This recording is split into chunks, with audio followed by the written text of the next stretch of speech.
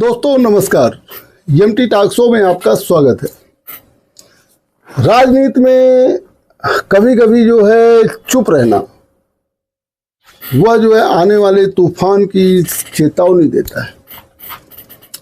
यही कुछ मंजर जो है बहुजन समाज पार्टी अध्यक्ष मायावती के साथ है।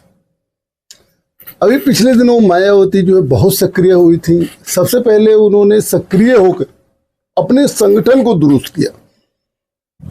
संगठन में जो कमियां थी या संगठन के तहत जो लोग राजनीतिक तोड़फोड़ की बात करने वाले थे या तोड़फोड़ कर रहे थे, षड्यंत्र रच रहे थे, चाहे उसमें आकाश आनंद हों, अपने ससुर अशोक सिद्धार्थ जी के साथ मिलकर रच रहे हों, ये सारी चीज़ों को मायावती देख रही थी और उन्होंने दुरुस्त किए।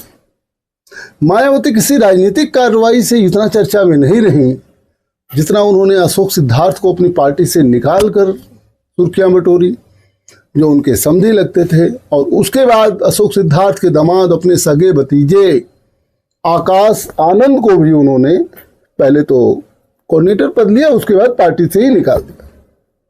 नए नेताओं को जो है पार्टी में उन्होंने जगह दी और उन्होंने प्रेस कॉन्फ्रेंस करके ये भी कह दिया कि अभी वो बहुजन समाज पार्टी की जो है अध्यक्ष है और कोई भी आदमी जो उनकी नीतियों पर चलेगा, जो बहुजन समाज पार्टी की नीतियों पर चलेगा, वो उत्तराधिकारी बनेगा। कोई ये ना सोचे कि हम रिश्तेदार हैं, नातेदार हैं, तो हम नेचुरल उत्तराधिकारी हैं। उनका इशारा आकाश आनंद की तरफ था। बहरहाल ये सब चीजें हो गई। उसके बाद अब देखिए, राजनीतिक पकड़ भी जरूरी है। बार बार मायावती कहती हैं कि सत्ता की चाबी आपके हाथ में होना चाहिए। मायावती को इस बात की चिंता भी है कि बड़ी संख्या में दलित समाज का वोट वो दूसरे दलों में जाता है, वोट करता है, लेकिन उसको सम्मान नहीं मिलता है। मायावती ने प्रेस कॉन्फ्रेंस करके ये बात कही थी कि बहुजन समाज पार्टी जब से बनी है तब से दलित समाज को हर जगह सम्मान मिल रहा है और इसी सम्मान की लड़ाई लड़ने के लिए बहुजन समाज पार्टी का गठन भी हुआ है।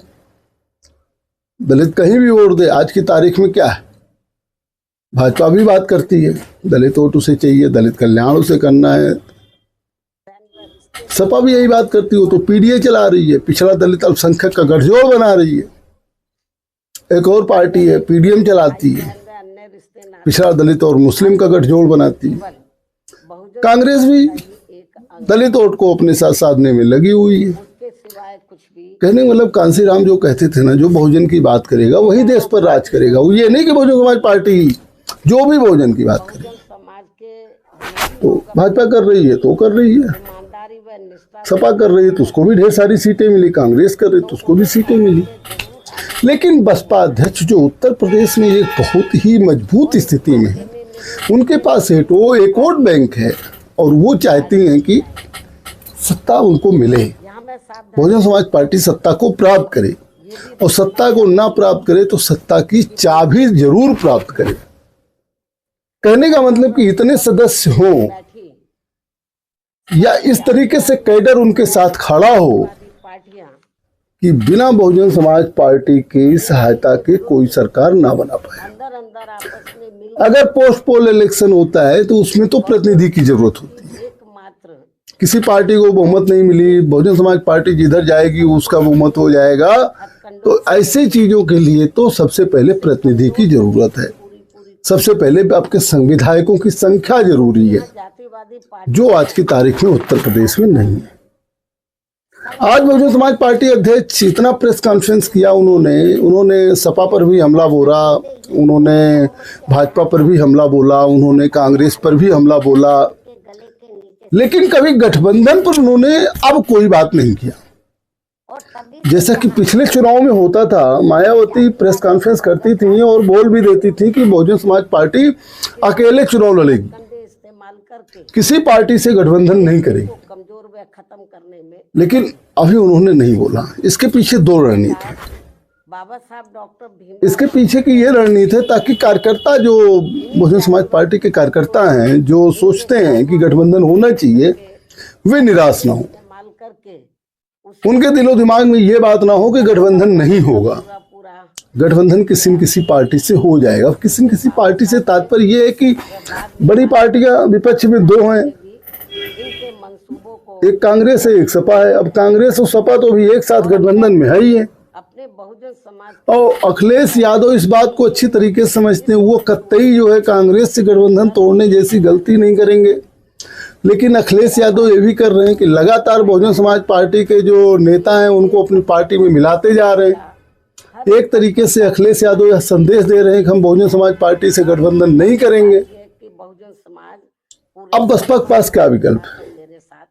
विकल्प पर मैं अभी थोड़ी देर में बताऊंगा, लेकिन बसपा के पास, बसपा अध्यक्ष जो गठबंधन पर कोई बात नहीं कर रही हैं, उसके पीछे का यही दो कारण है। सबसे पहला कारण यही है कि ताकि कार्यकर्ता निराश ना हो और कार्यकर्ता जो है ये उम्मीद रखे कि चुनाव आते आते 2027 में गठबंधन हो सकता है।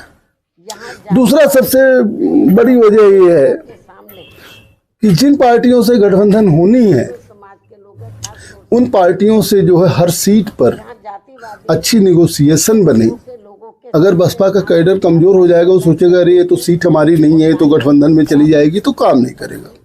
तो अपने कार्यकर्ताओं को हर सीट पर तैयार रहने के लिए मायावती गठबंधन पर कोई बात नहीं करती है, होगा या नहीं।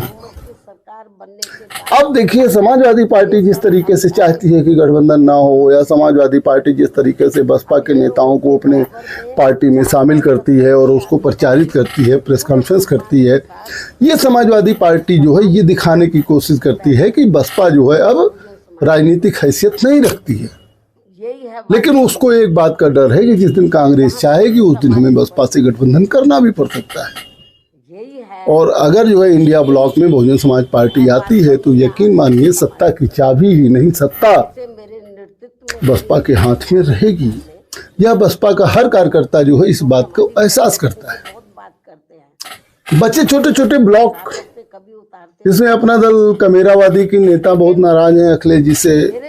हालांकि इन्होंने इधर तो बहुत कुछ मनाने की कोशिश किया है, अखिलेश यादव के खिलाफ कोई बयानबाजी नहीं दिया है। लोकसभा चुनाव से उनको पता लग गया कि उनकी क्या राजनीतिक हैसियत है। उत्तर प्रदेश में उन्होंने जहाँ जहाँ प्रत्याशी उतारे थे, कोई 4000, कोई 5000, कोई 2000, कोई 4, ऐसे ही वोट उनको लोगों को मिला था। पीडीएम का पूरा जो है मुखौटा बना के, तो ऐसी कंडीशन में वो सपा से नाराज नहीं है। कहीं उन्होंने कह भी दिया था कि हम जो है सपा के विधायक हैं, सपा हमारे सपा के ही हम करीब हैं। ऐसी कंडीशन में लेकिन फिर भी अगर समाजवादी पार्टी उनको वैल्यू नहीं देती है तो उनको तो किसी न किसी दल से गठबंधन करना ही होगा। अब बहुजन समाज पार्टी अध्यक्ष ये कहें कि नहीं, अरे वो तो जो है हमारे कद के नहीं है, हम नहीं गठबंधन करेंगे, तो कौन कहता है कि आप बात करिए, अपने पार्टी में पदाधिकारी नियुक्त करिए जो है लोगों से बातचीत करें, पार्टियों से बातचीत करें। इसी तरीके से स्वामी प्रसाद मौर्य हैं। अभी देखिए ओपी राजभर ने भी खूब बढ़िया बयान दिया कि मेरी सरकार बनेगी, सुहेलदेव भारतीय समाज पार्टी की सरकार बनेगी। लगता है कि भाजपा में उनका भी टसन चल रहा है।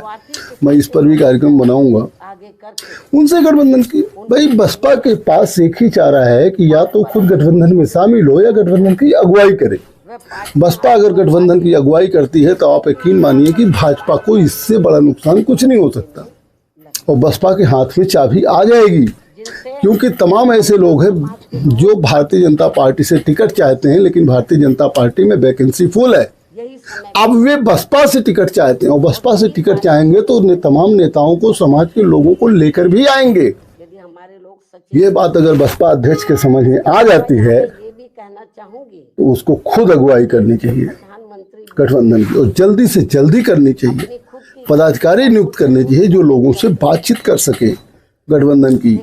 यही बसपा को सत्ता की चाबी और सत्ता दिलाने का मूल मंत्र हो सकता है।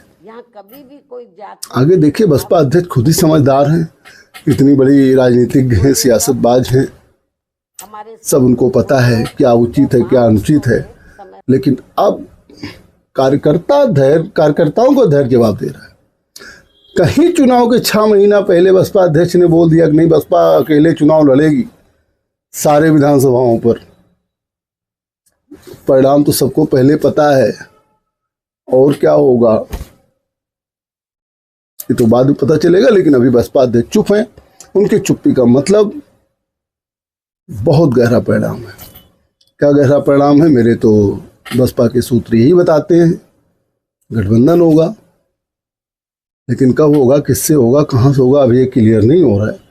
देखते रहिए एमटी टॉक्स, वो भी दिन सामने आएगा जब गठबंधन होगा और मैं जो है एक पर प्रोग्राम बनाऊंगा और आप लोगों को बताऊंगा। बहुत बहुत धन्यवाद, बहुत बहुत धन्यवाद।